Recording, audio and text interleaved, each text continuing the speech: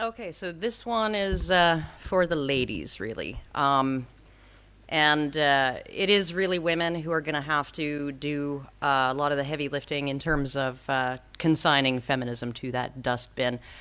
And I think we all probably agree why that needs to happen, but maybe not everybody knows why women have to take a major role in that. Back in 1849, during a temperance dinner, Susan B. Anthony stated the obvious, and she said it was the obvious to everyone. It was common knowledge. Women are the arbiters of social and moral norms in our society. By her reasoning, if women collectively made it known and clear that they would not associate publicly with men who had been drinking, most men would stop drinking. While her reasoning was a little simplistic, it didn't account for the addictive nature of alcohol and other drugs. She and other female activists and women's organizations managed to do one better than convincing men to stop drinking. By 1910, these activists had convinced most state governments within the Union to be willing to amend the Constitution of the United States and prohibit alcohol altogether. The tactics of female temperance activists ran a gamut, from Carrie Nation barging into saloons, yelling at all the men there and smashing the place up with a hatchet, to putting on plays, going town to town and putting on plays, showing the ill effects of alcohol on women. Drunk men in these plays engaged in domestic violence and spent the family paycheck on alcohol, leaving their wives and their children destitute, starving, hungry in the streets, dressed in rags. A constitutional amendment is no mean feat in the US, and politics is usually downstream from culture. All of the groundwork, the cultural groundwork to convince the population and politicians that banning alcohol was a good idea, all of that was done long before women's suffrage, in about 50 years, over the 50 years prior to women getting the vote. So that women were able to persuade an entire nation to consider such a thing in an era before the female vote existed, that's a testament to women's social and moral power and their effectiveness as props in morality plays. Of course, prohibition turned out to be one of the most disastrous nationwide social experiments in U.S. history, contributing to the development of organized crime in the U.S. and resulting in thousands of deaths and convictions, placing police and gangsters into a state of urban warfare in which innocent people often ended up as collateral damage. But all of this disaster was informed by society's desire to protect and provide for women, its knee-jerk willingness to view men as dangerous and irresponsible, and its eagerness to listen to the complaints and demands of the fairer sex. During the suffragette era, many women active in community and charitable works rejected women's suffrage and fought hard to keep votes out of women's hands. For them, women's position elevated them above partisan politics. It facilitated their exemption from the vote, facilitated their moral and social authority to secure the support of male politicians and community leaders for their works. How could they claim the moral high ground as women if their fingers were dirtied by insertion into the combative, contentious, degenerate pie of partisan politics? In fact, in the US, it was only when suffragettes changed their tactics and convinced women that they needed to have the vote because no one else would be capable of bringing ethics and morality into the cheap, dirty realm of politics, if not women, that more women were convinced to support female suffrage, and it finally passed. In 1902, a woman named Mary Harris Jones was broadly described as the most dangerous woman in America. What vile crime did she commit to earn this title? She organized striking miners during an era when men who sought to unionize were routinely beaten and killed by privately hired police forces. She organized a children's march from Philadelphia to the home of President Theodore Roosevelt in protest of lax labor laws. Her secret weapon, she recruited wives of miners and mothers of child laborers to take up broomsticks, bang pots and pans, and shout, "Join the union." She felt women had a role to play in supporting men as a motivating force for men enduring hardship and danger from the establishment and as cultivators of public concern. A man denied a fair wage was a family denied a fair wage. A man denied safe working conditions was a family at risk of losing their primary means of support. Those were the tactics she employed. And while she used primarily young girls employed in silk mills as the public face of her crusade over child labor standards, education rather than labor for children in the US, her advocacy eventually helped bring about sweeping reforms within industry in its treatment of all workers. Unlike the trade union league active in the US at the time, Mother Jones fought for all workers, and she enlisted the help of women not just to serve themselves, but for the benefit of the men they loved and depended on. Known among supporters as the miners' angel, she was denounced on the floor of the US Senate as the grandmother of all agitators. In 1889 and 1890, a group of women in West Virginia and Kentucky, calling themselves the Daughters of Mother Jones, played a crucial role in presenting the case of exploited miners to the public and the press. Despite being imprisoned more than once on a variety of charges, from sedition to conspiracy to commit murder, with initial sentences of up to 20 years, she generally only spent a few months in prison on any of these. She spent relatively little time in custody, and particularly, this is interesting given the severity of the offenses she was convicted of. DLC, where I'm going here. At a time when male union organizers were being shot to death by private police forces and kneecapped by union busters, this one bulldog of a woman managed to get issues that directly affected men, women, and children and families on the public agenda. She got politicians and corporatists like John D. Rockefeller Jr. to listen and implement reforms, long-sought reforms. And what was her message? Women's suffrage? Pfft, that's what she said to that. You don't need the vote to raise hell, she said. Her message was one where women have an obligation to the men in their lives, as noble and necessary as men's obligation to them. That men and women are on the same team, not in competition, and fighting the good fight together for the benefit of both and for the benefit of their children and their communities is the way it had to be done. She saw the roles of men and women in her fight as not in conflict, but as complementary, and I guarantee you she had a solid understanding of women's power to create change and women's obligation to use that power not only for their own benefit. I get asked a lot over the last 9 years or so, why do you do what you do? Even more so these days, since I've been speaking to more virgin bums on virgin seats than ever before, AM talk radio shows and podcasts that don't deal with these issues. And there's really no single answer to why I do what I do. I'm sure there are people out there who, when asked why Karen Strawn does what she does, they'll say she has sons and other men in her life, and she cares about them.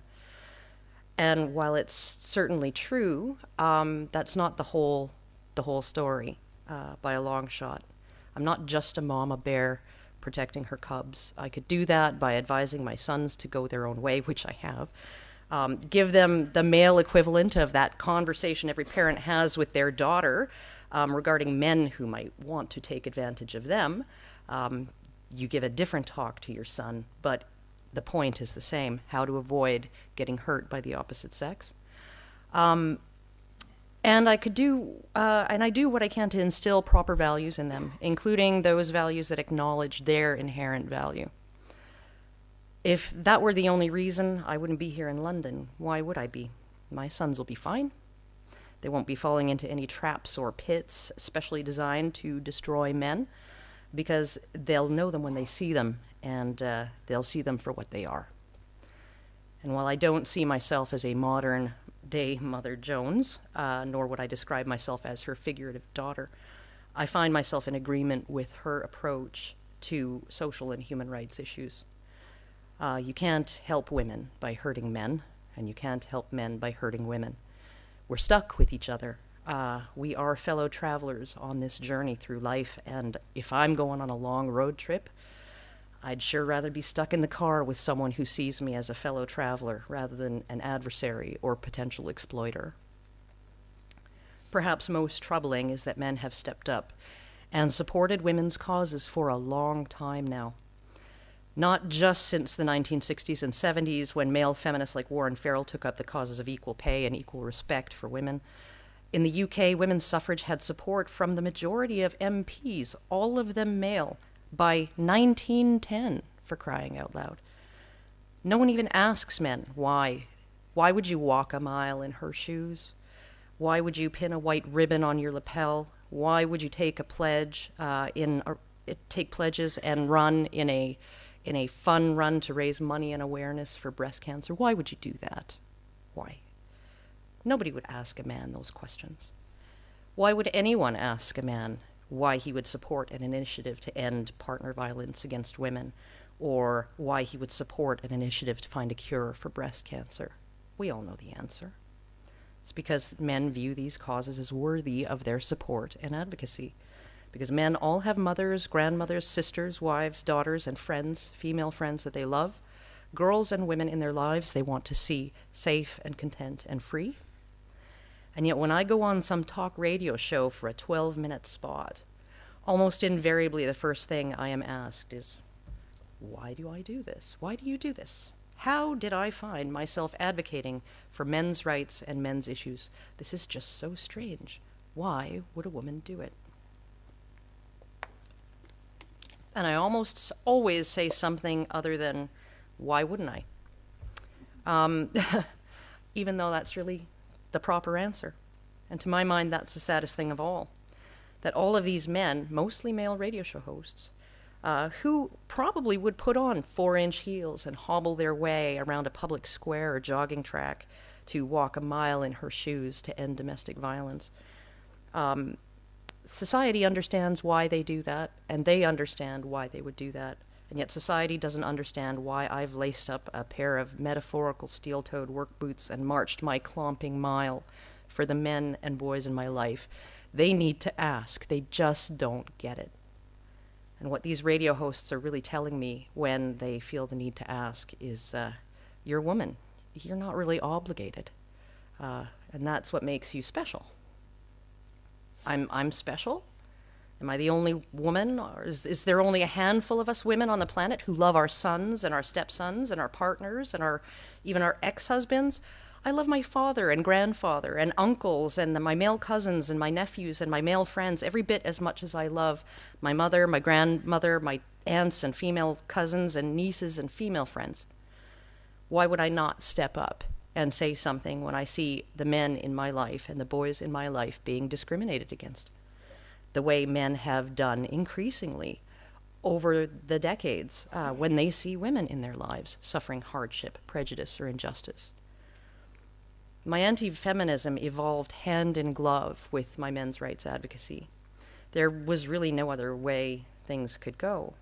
The more I investigated feminism, the further back I went, the more I realized that not only was it a cause of some of the problems that men and boys face today, things like poor male educational attainment or lack of due process in sexual assault and domestic violence accusations, but it stood squarely in the way of finding any solutions to even those problems that it didn't cause. Things like male genital mutilation, military conscription, and the workplace death gap. More than this, feminism has planted itself squarely in between men and women at every level of interaction, from strangers on the street to husbands and wives, sowing seeds of female resentment and erasing the sacrifices and good deeds of men. Under its hegemony, we are mandated to acknowledge, as Sarah Hanson-Young has been doing ad nauseum in Australian Parliament the last little while, all the ways male violence harms women and children, and all the ways masculinity is to blame. But we are never allowed to point out the acts of heroism and sacrifice, such as those we witnessed just recently in Thailand, and acknowledge that there's something intrinsically masculine at work there too. Traditional masculine virtues have been desexed. to evoke those virtues and call them what they are, masculine, that is to insult, belittle, and demean women who, we are told, are every bit as capable of those traits and those deeds. Only in the ways men cause harm do we still label these things male, even when they're not significantly male in prevalence or in nature. That so many women have tolerated this state of affairs for so long is one of the saddest things I can imagine. That so many have embraced the prejudices and bigotry of feminism, that it is taught as a discipline in universities and trickling down into primary and secondary education. That's a testament to our complacency and our credulity, and not just of women, both men and women. And women are going to have to step up and really roll up our sleeves and help clean up this mess. And it's not because it's all our fault. It isn't. Not when the last president of the United States proudly posed for a photo in a "This is what a feminist looks like" t-shirt. Not when feminist organizations like the National Organization of Men Against Sexism exist. Not when people like the three Michaels, Messner, Kimmel, and Flood, continue to preach a feminist analysis of masculinity in universities and in the media. This is not all women's fault. But consigning feminism to the dustbin of history, that's a job for the ladies. Like Susan B. Anthony asserted in 1849 at that temperance dinner, women are in a unique position as the arbiters of moral and social norms. As the success of women's activists in the temperist and labor movements demonstrates, we are uniquely situated to harness the compassion of society to accomplish change in cultural attitudes and in institutions. And despite what certain female politicians would have you believe, Jess Phillips, even when we're not exempt from the harshest forms of pushback, we are almost invariably treated with more gentleness by trolls and angry listeners than men are when they put forth even the same arguments. And because feminism is an avatar of women, claiming to represent our interests, men are uniquely helpless to fight against it.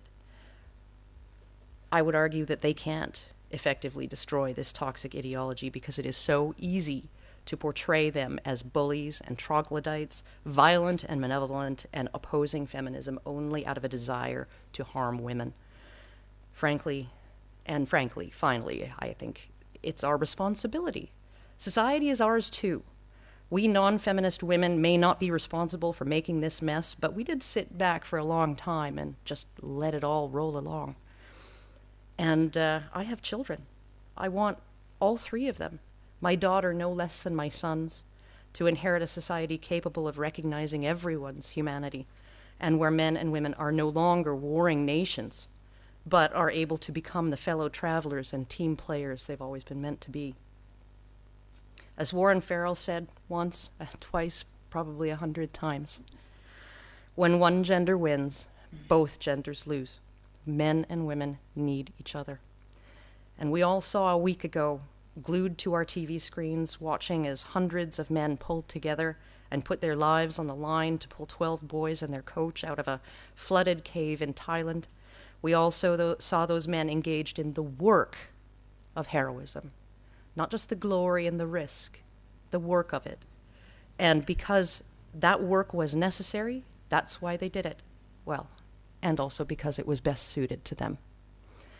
But the work of reducing feminism to a fringe position, viewed with, I hope, one day, the same abhorrence by ordinary people as racism is right now, well, we non-feminist and anti-feminist women are going to have to roll up our sleeves and get to work, because who else is going to do it?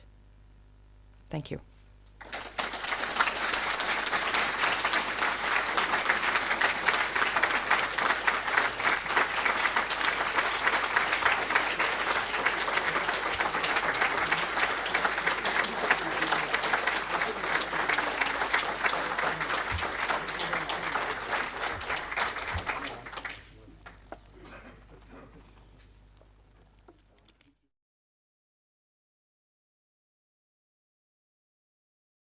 Welcome.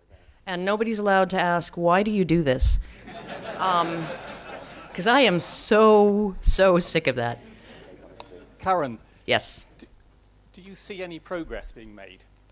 I do. The very fact that I'm getting in, maybe 2 talk radio show interviews a day over the last 3 months, thanks to a wonderful lawyer in the U.S.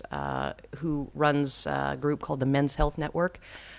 He asked if he could hire a publicist for me, and the publicist is getting me all kinds of interviews and stuff on radio and podcasts. And I don't know that would have happened 5 years ago. I do think that part of the impetus for particularly conservative talk radio in the U.S. for wanting to talk about stuff like this is that the Me Too thing has really made an impact, and it's got men really nervous. And I think that essentially that push is something that they feel now needs to be pushed back against. And so that's helped me get my foot in the door. Most of the things that I talk about are feminist campaigners getting rid of, they got rid of the grid girls here. They want to get rid of NFL cheerleaders in the States.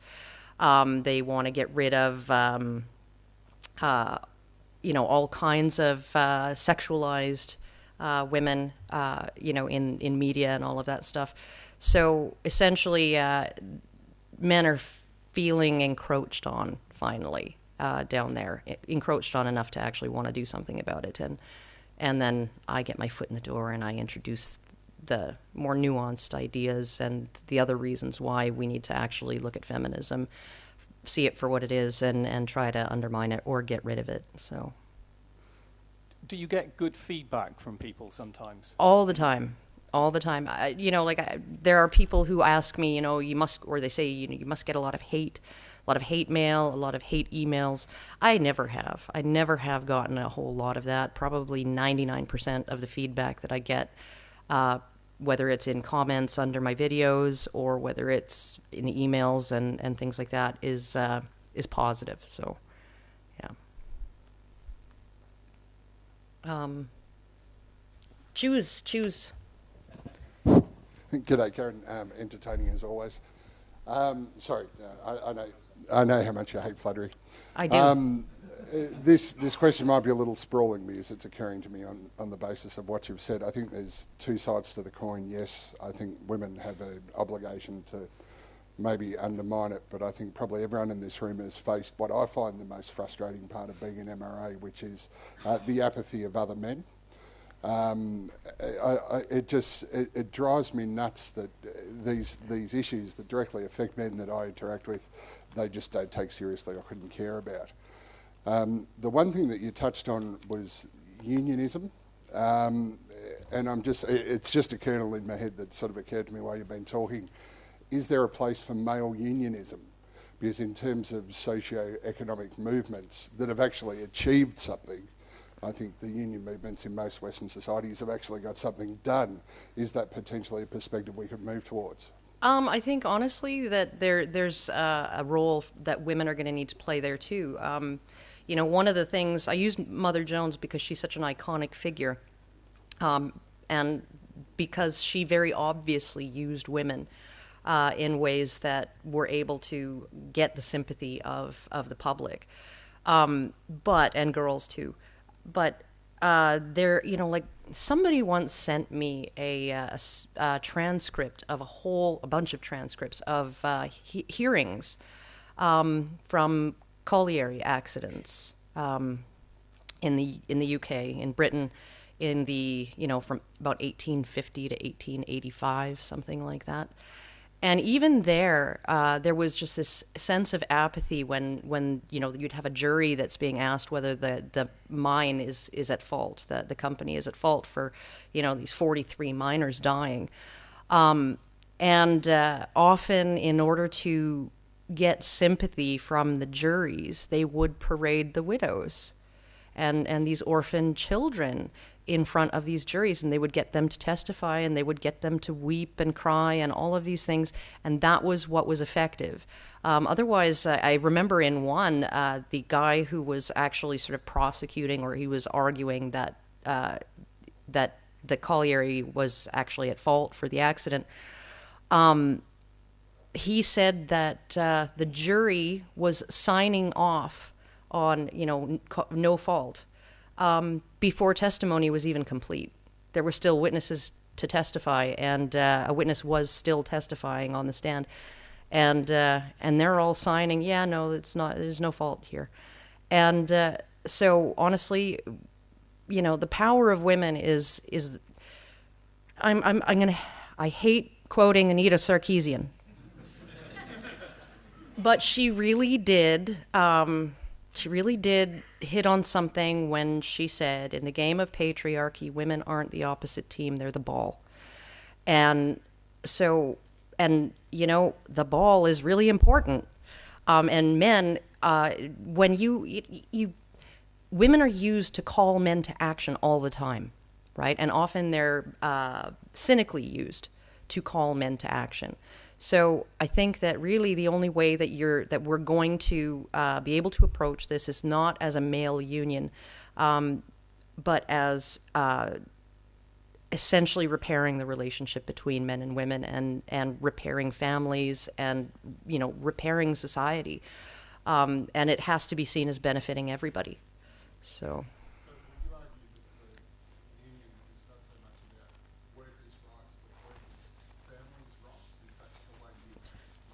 Oh, I'm sure that when like the unions are about workers' rights, but in order to actually make unionizing acceptable, the rhetoric around it had to be about families. It really absolutely did. When a man dies in a colliery accident, his wife is left with no means of support. And if the companies were not compensating these women, and they got very, very unpopular in their tactics because of that. First this guy dies, and now you're not even going to pay his widow. Like, what the hell's wrong with you? So essentially, I do think that we need to take perhaps a more cynical approach, and use women in some of the ways that feminists use them. Because that's what is a call to action for men, and that's also a way of essentially ensuring people that getting rid of feminism, or fighting for the rights of men and boys, isn't actually going to hurt women, because people are not going to do it if that's what they think is going to happen, at least not en masse. So who I'm not picking, because I don't like picking. So I always feel bad for the people that I don't pick. So okay. Hi, Karen. Can you think of any suggestions to help persuade more women to join the cause? Anything, reasoned arguments, or emotional arguments, or any other similar ways? Well, I think once it gets a little bit fashionable, and I mean, like that's happening too. We've got the Liberty Bells. We've got Ladies for Philip Davies. We have Women Against Feminism. We have all kinds of women from with all kinds of sort of perspectives. Traditionalist women, more progressive women, women who want genuine equality. All kinds of women are sort of lining up, according to their ideals and their goals, and forming groups and becoming popular. And the internet has a great deal to do with that. Being able to find each other. And there is this weird thing about women, is they don't want to be involved in something, generally, to be involved in something that is considered unpopular or nerdy. No feminist was interested in video games when it was like, a bunch of bullied nerds in their basement, playing these goofy games, and being nerds together. It was only when it became a multi-billion-dollar industry that's bigger than Hollywood that you saw feminists wanting a piece of that pie and wanting to control content there. So, slowly but surely, women are going to start making this more and more popular, and more women will join. That just seems to be the way women are in general. So.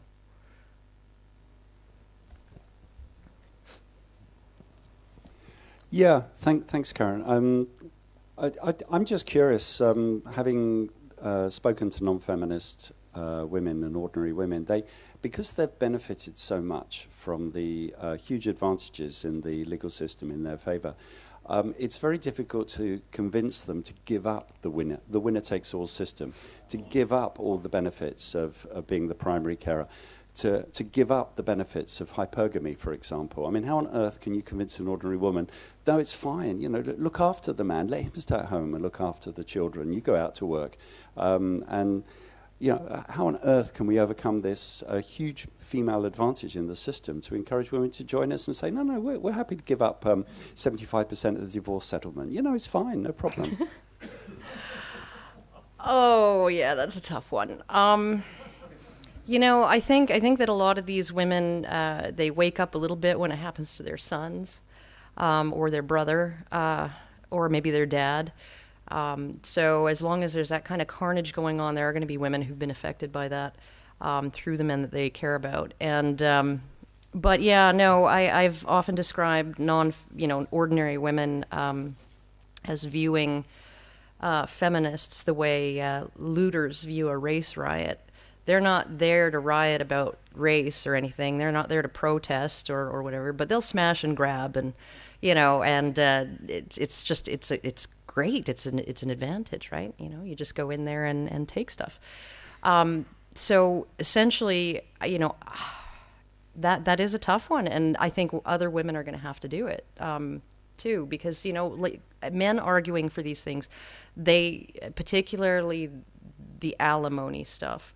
I think that enough women, when you look at Florida and places like that, and you see that 80% of the public supports shared custody after divorce, that 80% isn't only men. So, there are women out there who will support it, and there are women out there who are doing advocacy work for that. Diana Thompson. In the U.S., she runs an organization called Women Against Paternity Fraud, and she does all kinds of lobbying in Washington, D.C. about men's issues, including shared custody and stuff like that. Often, shared custody bills are introduced to legislatures by women. In Maryland, I believe, it was a female delegate who introduced the bill. So, we are out there. It's just a matter of convincing other women that, it's not really that scary to share custody of your kids with their dad. I mean, I never understood that mentality. I was just like, take them. I'll pay you, right? I need a break. So, yeah.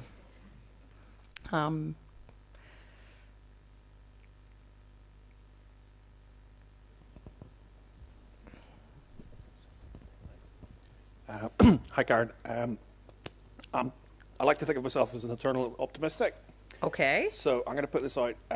Thanks to people like you and a lot of people in this room, I think in probably less than 10 years, men's rights will be taken as seriously as women's rights. What do you think about that?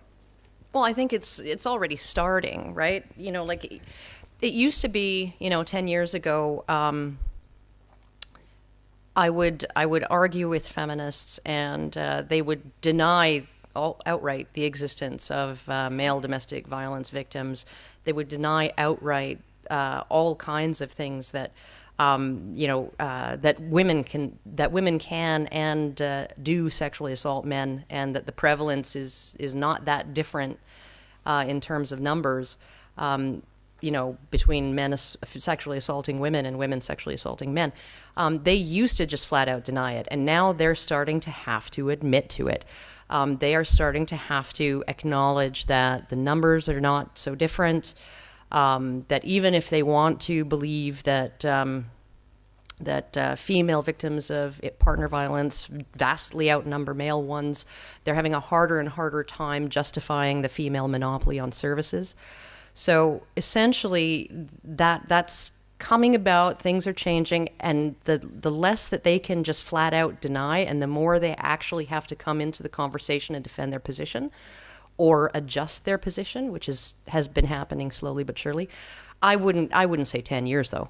10 years is like highly optimistic. I think it might not even happen in my lifetime, particularly if I keep smoking as much as I do. So,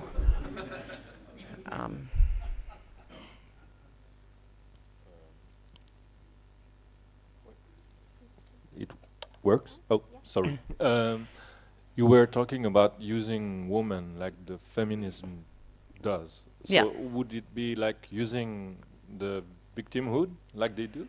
no, I don't think so. I think, like there is an aspect of women being victimized by some of these things. Just talk to any second wife whose kids are wearing, beat up sneakers because her husband is paying through the nose for, his ex's kids' ballet lessons and private school. So, I mean, like there are women who are genuinely hurt by some of this stuff. And girls as well. And one of the most interesting things that I've come across and the really horrible thing about this is like they stopped doing research. I can't find any research after the 1990s on this. Men who rape women, they report a significant portion of them, just above a majority, report being sexually abused in childhood by an adult woman. And the majority of them come from single mother families. So when you're looking at those kinds of things, the things that we're doing wrong in terms of ignoring female perpetration of sexual abuse and subsidizing single mother families and things like that, that's actually having an impact maybe 20, 30, 40 years down the road on other women. So essentially, like, we do need to actually point out how feminism harms women too, and how some of the things that we've done in terms of social experimentation, because I wouldn't say feminism is to blame for the welfare state in the United States and how that got started. They certainly had a hand in it, but they weren't the only ones. Nobody wants to see women and children starving and homeless. But at the time, nobody was willing to, in the 1960s when all this started, nobody was willing to pay an able-bodied man to sit at home and do nothing. So the only way a woman could get a check for herself and her kids was to boot the man out or for him to leave on his own willingly. So, when you look at the whole picture, women aren't doing very well either. They're less happy than they were in the 1970s, less content with their lives. They're stressed out. Consumption rates have gone way up. The more divorces you have, the more single parent dwellings you have, the more resources you use. 30 billion gallons of water in the U.S. could be saved if everybody stayed married. A year. 30 billion gallons of water a year. So, just because you're only having to have water in one household. So, yeah. We do need to use women, possibly even cynically.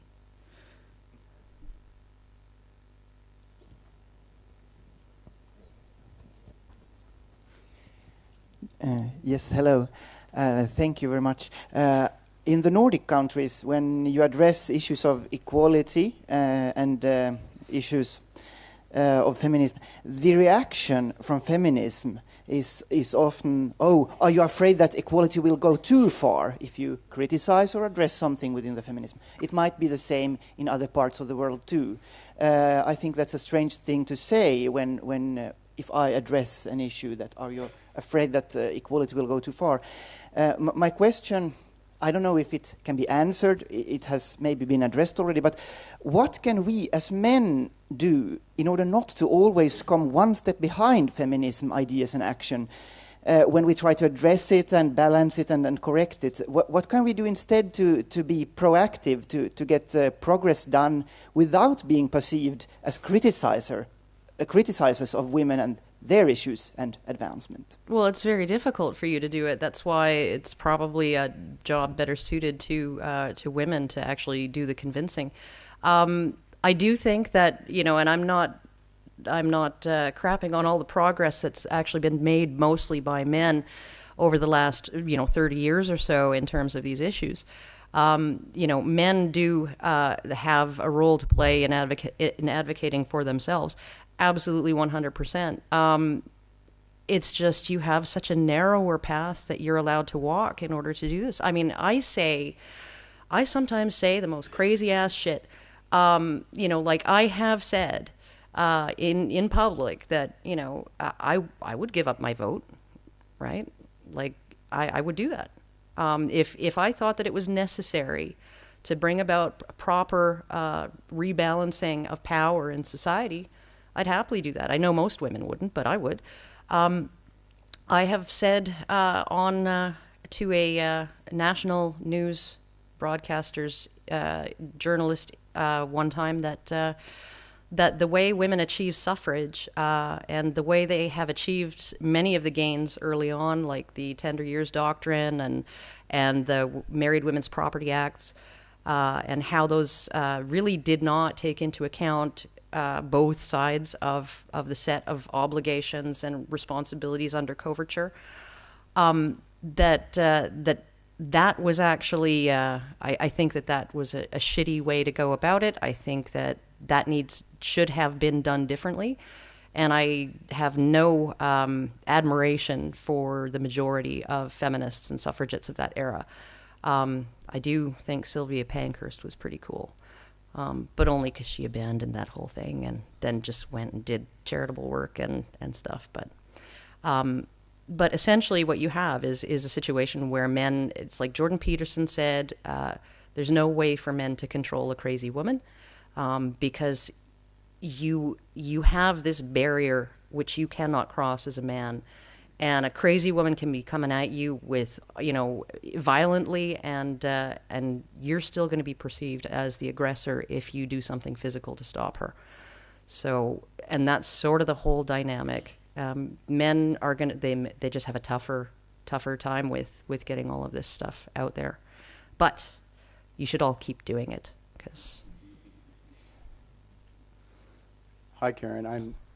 I'm Steven Svoboda. It's good to be here. And so, believe it or not, I'm getting married a week from tomorrow in California. I'm sure no one else here can say that. And thanks.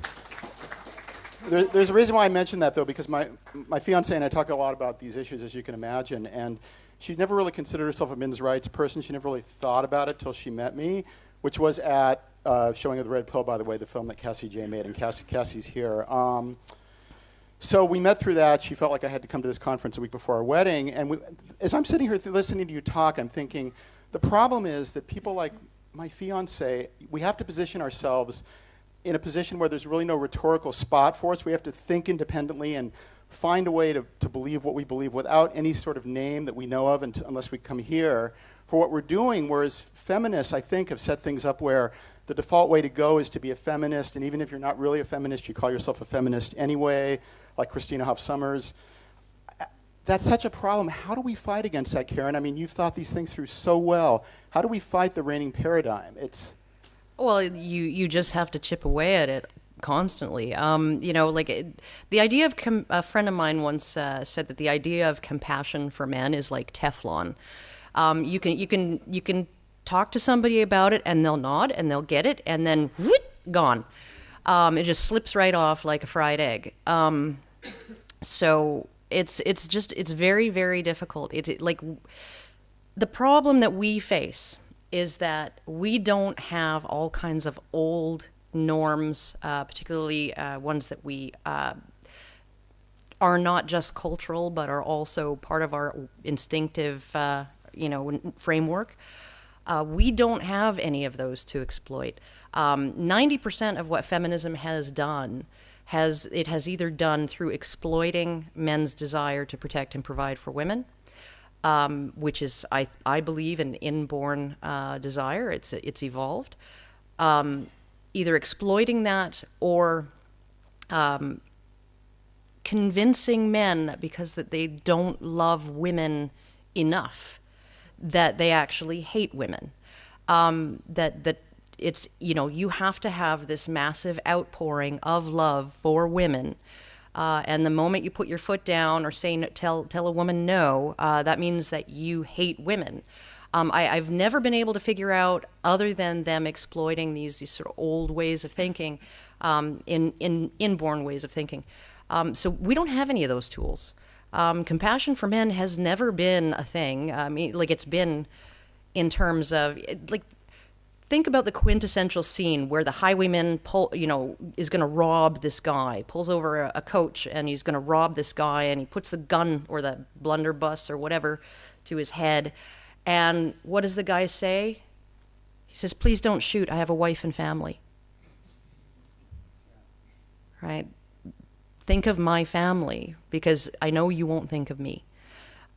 So really, that's what we're working with, and it's extremely hard work. And frankly, I think it needs to be a discipline in universities just to figure out what the fuck has gone how it's gotten so crazy, and people can't see that. We have this society festooned with initiatives to end violence against women, end gender-based violence against women, help women, support women, look after their health, all of these things. 7 federal departments in the U.S. dedicated to women's health and well-being, and none for men. And yet somehow, when feminists say our society is misogynistic, nobody laughs them out of the building. Like, how does that work?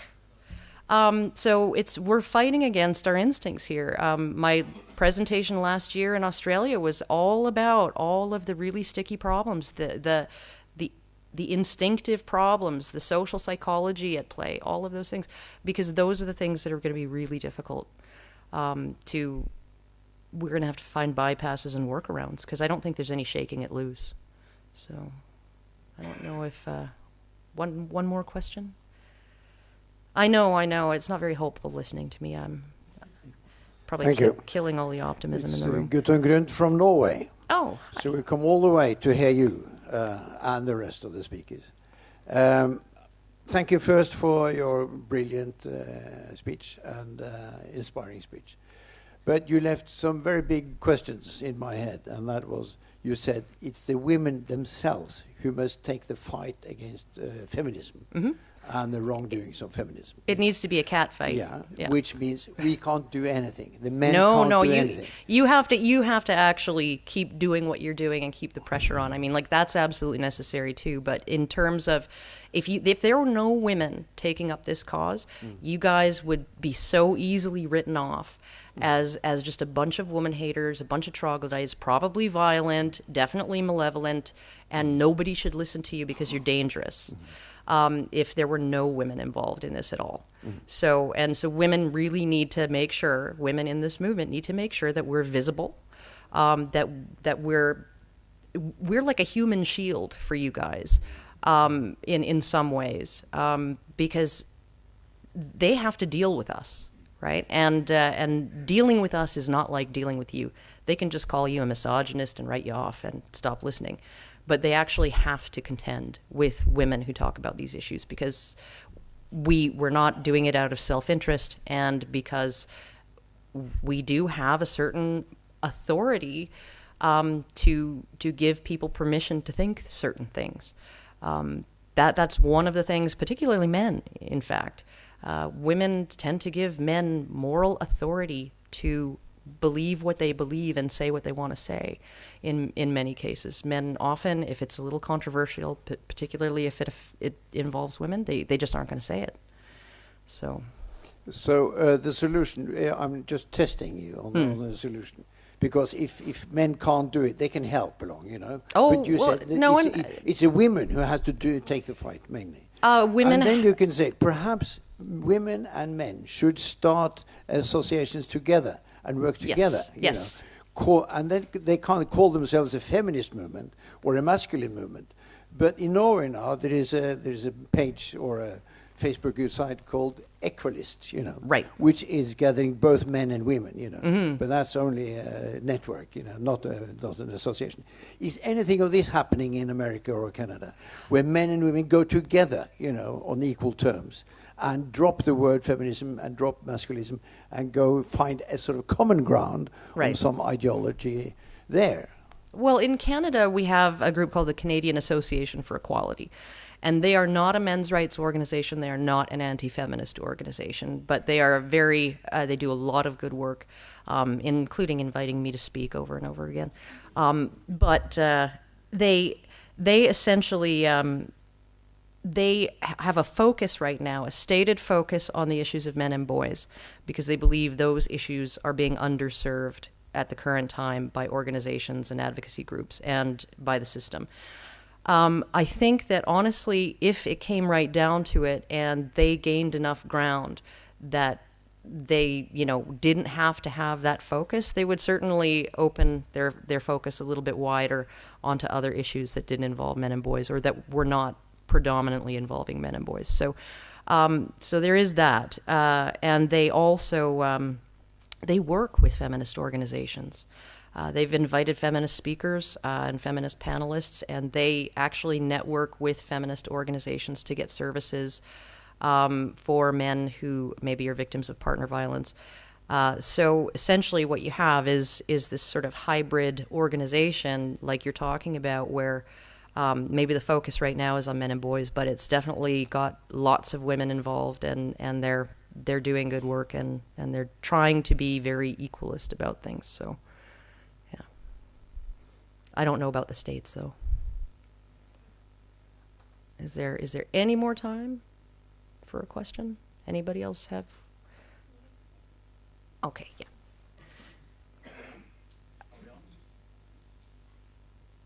Okay, can you hear me? Yes. Yeah, my name is Mike. This question is about the socialization of boys and girls when they're quite young. I was reflecting on the fact that I had devalued my own feelings, and that the women who've beaten me up, if you like, have also devalued my feelings, and was reflecting on the fact that observations show that even by the age of 7, boys don't even know the words for their feelings. And girls are much more sensitive to their feelings. And then I was sort of reflecting on the socialization that I received in terms of the colors I'm allowed to wear, and the textures, and all that. I wondered whether you'd done any work at all, because it seems to me that the healing needs to start almost at the age of 2, and that most of this caring is done by women. And therefore, if you like, the way men are when they're grown up is it partly as a result of the socialization they received when they were small. I do believe that socialization definitely plays a role. I think that you're never gonna get rid of sort of the majority of boys gravitating towards trucks and the majority of girls gravitating towards dolls and things like that, and flowers and things that are pretty, and playing house and playing tea party rather than playing war. And cops and robbers. I think that you're still going to have a fair degree of difference between boys and girls in those terms. I think, honestly, for boys right now, when you were young, probably it was very, very different. When you were young, you were probably taught boys don't cry, you got to suck it up and don't show your feelings and all of those things. But nowadays, boys are kind of being pushed in the other direction, and masculine tendencies, masculine forms of play are all but banned in schoolyards in the U.S. and Canada. So you're essentially saying, they're not. Some places that don't even let you play tag because it encourages aggression, and you're chasing someone, and that's not cool, and people can get hurt feelings and feel left out, and when you get tagged and you're it, and people feel singled out, and it hurts their feelings, and so I think we're taking it too far in the other direction now, and we're not allowing boys to be as masculine as they maybe want to be. But definitely socialization does play a role in all of this, and single mothers seem to be predominantly responsible for raising boys into men who are hypermasculine. The very men feminists don't want in our society seem to be the ones raised by single mothers, and more involved in gangs, crime, drug abuse, all kinds of nasty stuff. And I think it was Quinn Norton. She's sort of hacker culture's answer to Anita Sarkeesian. She once said, you know, the problem is that men are raised to hate women, to hate us. And I'm thinking, who the fuck is raising these men? Right? And maybe you should have been a better mother.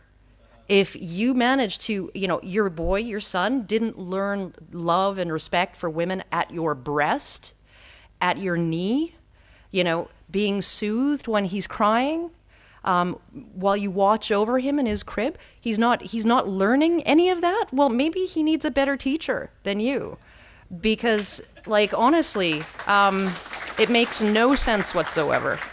So, I think, are we done? Okay, that's it. That's it for me on that note.